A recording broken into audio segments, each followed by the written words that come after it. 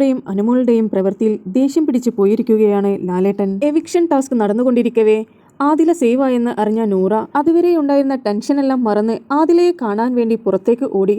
കൂടെ ആദില സേവായപ്പോൾ കെട്ടിപ്പിടിച്ച് നിൽക്കുന്ന ഒരു മൊമെന്റ് നമ്മൾ ലൈവിൽ കാണുകയുണ്ടായി.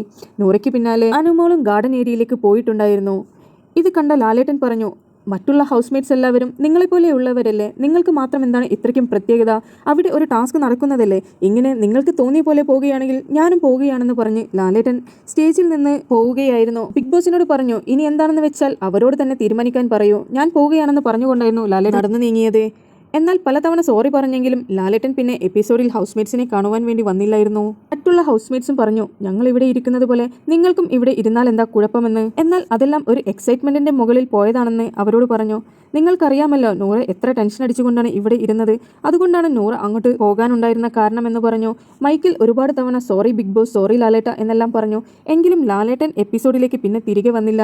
സ്റ്റേജിലുള്ള മറ്റുള്ള കാണികൾക്ക് വിഷ് ചെയ്തുകൊണ്ട് അടുത്ത ആഴ്ച ഇവിടെ ഒരു ഹോട്ടൽ ഫാക്ടറിയായി മാറുവാൻ പോവുകയാണ് വീടെന്ന് പറഞ്ഞുകൊണ്ട് ലാലേട്ടൻ പോവുകയായിരുന്നു. എന്തായാലും ഇത് അവർക്കൊരു തിരിച്ചടി തന്നെയായിരുന്നു. ഈ പ്രവൃത്തിയിൽ അനുമോൾക്ക് നല്ല വിഷമമുണ്ടായിരുന്നു.